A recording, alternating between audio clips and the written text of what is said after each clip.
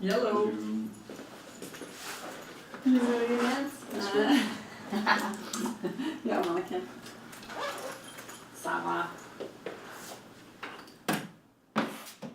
Dat is een trein. Ja, een bommeltrein. Een bommeltrein. Ja, heel erg lollig. Allee, moet ik ze dicht houden. Zijn er geraakt?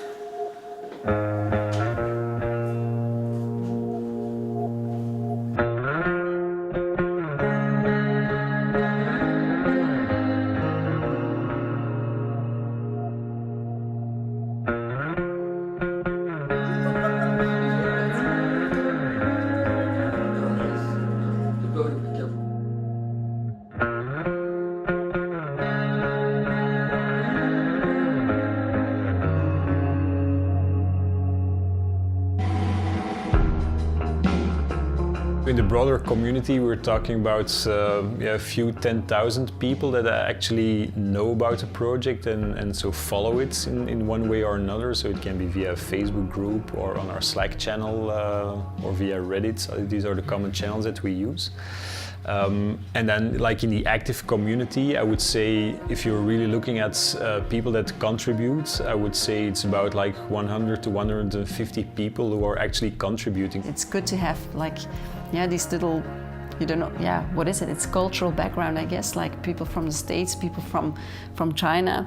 I hope to have people from Africa in the future, but we have also in the Swarm people from India, so from Turkey. So there's a lot of different cultures that come in, and they all bring their little piece of value to it, and yeah, make it basically global. That's the idea. Like Swarm City should be global. It shouldn't like be connected to a country or something.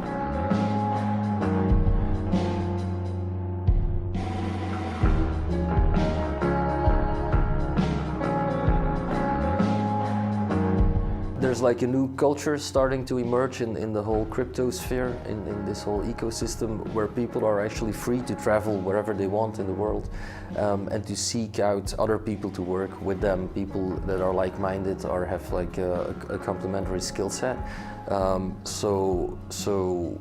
We, and not only we, other projects as well, are setting up like headquarters or like places where people can come and work together, but can also like sleep, because we don't like to be in like co-working spaces and stuff like that. So we are setting up like apartments, and we try to do that all over the world, so we can travel and work together. Hello, long time no see. I can't hear you. Oh, no, I can't, but I think. Is there audio on this one? No, there's not. Yay! Someone has his Swarm City swag on. Hey, I told you I was in uniform, huh? Yeah, I was cleaning my apartment. Okay, so good morning, good afternoon. Morning. Will, Morning. you start, man. How's it going? We did some work yesterday with Volker and I. So when a user connects to the system, we're now saving their public key, if they have one, into Firebase, and then we're going off and getting the balance of their Ether account and the 2 token accounts for ARC and SWAT. So it's nice to have that work done as well. And then still, because for me that's still a bit difficult with the project step in GitHub to see if there's anything that can move right now. Like Swarm City took my eye because it was one of the first projects I found where you actually had a code base that was publicly visible. Most projects have a white paper, a fancy web page, but there is nothing else really going on to make people invested in. Like, you can invest money in it, but you can't really contribute. And at Swarm City, I saw their code online, and there were still lots of issues that had to be worked out. And I asked, can I help? Can I like fix some issues? Dus dan weten we dat, hè. Dan zouden we er inderdaad eens gewoon moeten En dan die restore moet ik ook doen, want we hebben daar al een paar jaar van gemaakt. Maar het zou kunnen dat we ondertussen van stijl veranderd zijn, zie je. And if you feel like your input is valuable, they will be more than happy to welcome you too. There is no desire to keep doors closed. Mapview en listview. Ja, dat heb ik hier nog niet uitgetekend. Maar in uw mapview zie je dan al die requests staan? Nee, hè. Dat kan, maar ik zou dat niet doen. Dat is niet nodig. Dit is waar layers af en aan. Ja. En dan kunnen we een nieuw scherm beginnen. Dat is die switch. En wat stond ernaast? Dat weet ik niet meer. Filter. Ah ja, filters. Met die stipjes. Ja.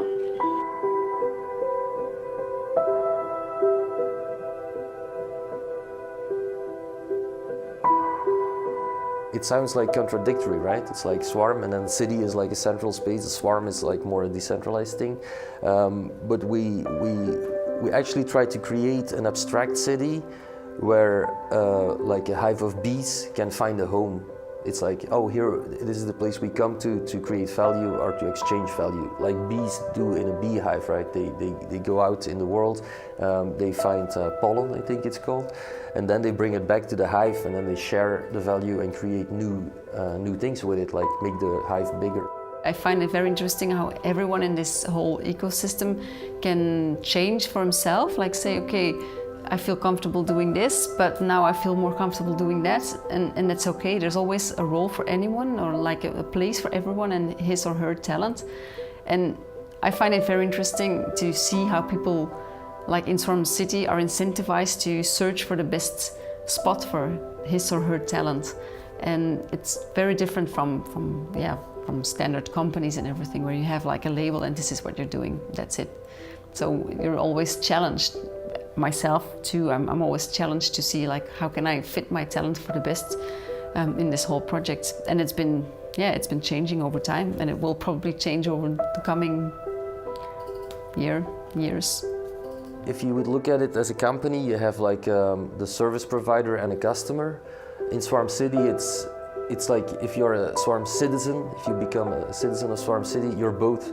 Like one moment you could be helping somebody, you know, with a drive, for instance. The other moment you are like a customer. So there is no longer like a strict separation between are you a consumer or are you actually a creator. You could say, are you a service provider or are you a consumer? You could say that from our standpoint, everybody is consuming the technology we create. So I don't see a clear distinction between like a customer or a service provider anymore.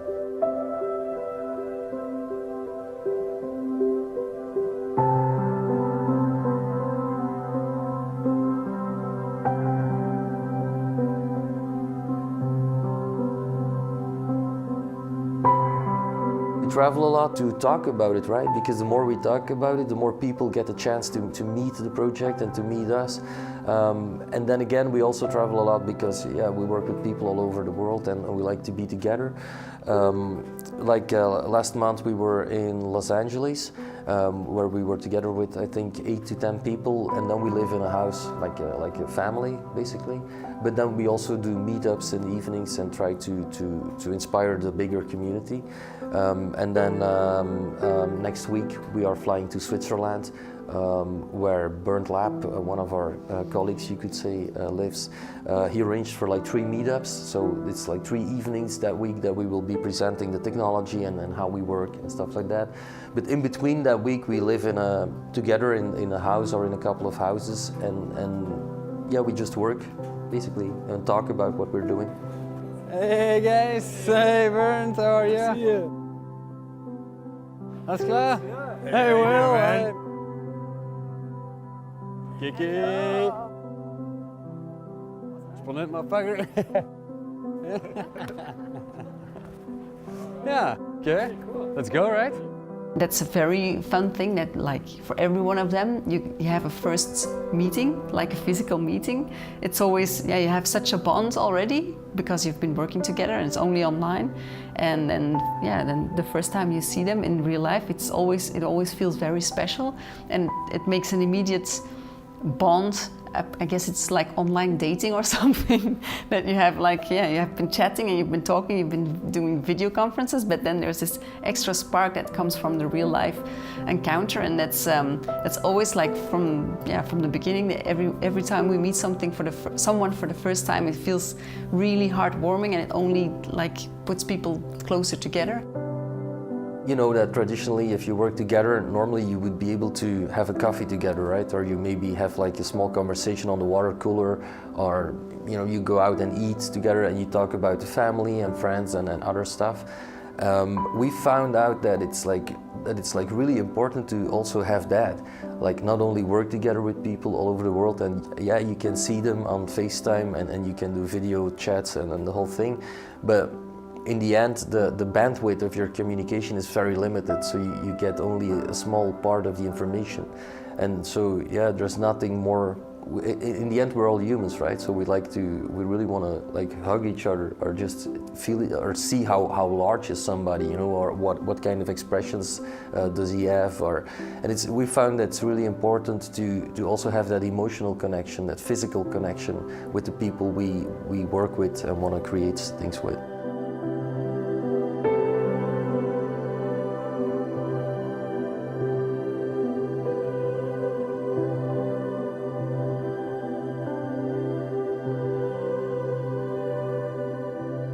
You have to add it to shared styles, I forgot. Alright.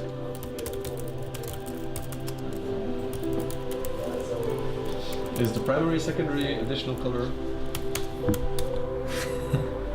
I'm like a fly on the wall with a huge camera. Big buzzing fly with a big camera. That's cool.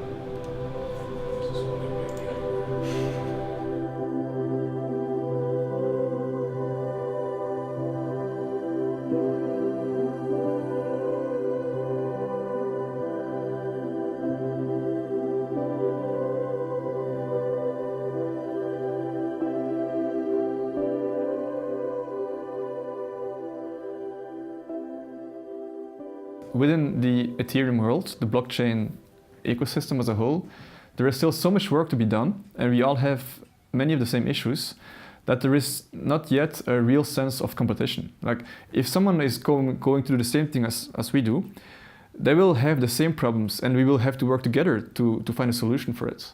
And the fun thing is that we try to solve problems in the context of our project, in the context of SWARM.CITY. But a lot of the things that we figure out just end up being used by the broader blockchain, or in our case, the Ethereum community. Yeah, interesting. Okay, so but anyway, then you click the hashtag. Then I see this. If we are looking at our community, so how people like help us out by solving the problems that we have, or try to build a solution, it's actually pretty funny, because we use a certain way of doing our projects, which is called SWARM-wise. And the idea there is that instead of trying to solve everything ourselves, we just express to our community what kind of problems we want to solve. And we actually encourage other people in our community to start working on those topics. So one of the key elements in the way we work is that we don't expect anyone to ask us for permission to start working on a topic. So we just put out, like, we need, for example, to solve the problem when you do a first transaction, that you actually need some of this cryptocurrency to do that first transaction. So that sort of creates a chicken and egg problem. And we start by describing that as a problem, and we state how we think we could solve that. And so by expressing that to our community, there are people which are not really related to us, but they just flock around in our community that say, I maybe have some spare time to help you guys build that solution.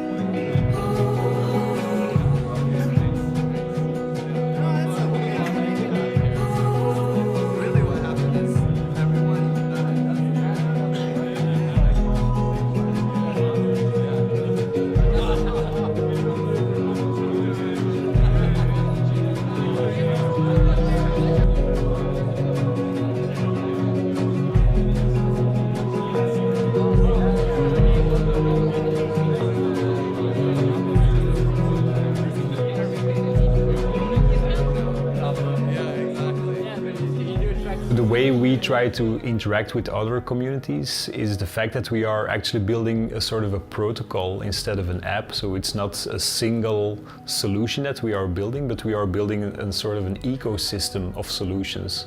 So people can start to do all kind of services with each other, peer-to-peer. But we don't dictate or we don't say what kind of services these should be. So we are basically building let's say the foundation, like the building blocks for building other apps on top of it. So we are like motivating or trying to inspire other people in other projects to actually start building new apps on top of the protocol that we are building. It's like you build a city, you know, every city has its own kind of subculture, but they all need roads and they all need like clean water, they all need electricity and stuff like that. So that's the level we're building. We're just making sure that people have like clean water and roads and electricity in a digital way. But then actual human beings use it to create their own culture and their own economy on top of that.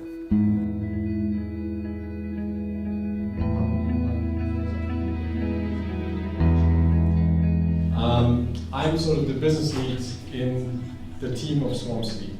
So just to give you an idea of the usage, so it's been running for like a little over a year. And so we served basically 327,000 different accounts and provided them with this theme. So just to give you an idea about how many people actually use that thing. So. On the other hand, on production, you want a very controlled build process. So you need to be sure that at the end of the line, what's going to come out. So it's very important to separate these two things.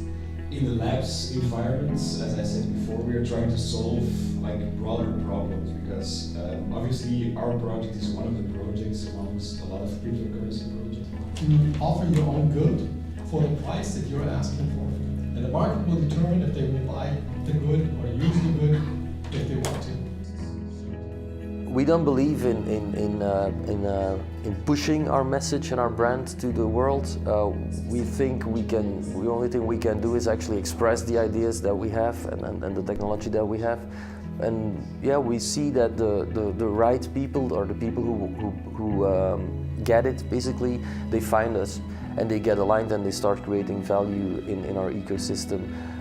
We don't have to do like a marketing effort or like a push effort because then you actually attract people that don't fully understand crypto, for instance, and it can be quite dangerous because you know then you open up the risk for the people losing their value and etc.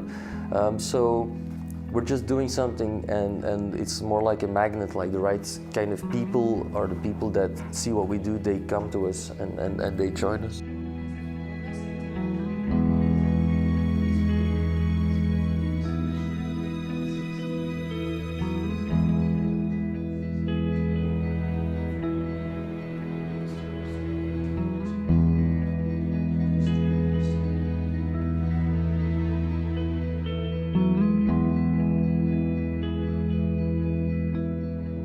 Of course, everybody is talking about the technology, but actually there's like a shared culture. It's a totally new kind of culture. It's new like norms and values, and it's a whole new belief system of people that think we can do things differently. And I believe that the culture of our community is way more important than the technology. The technology is just a means to express that culture.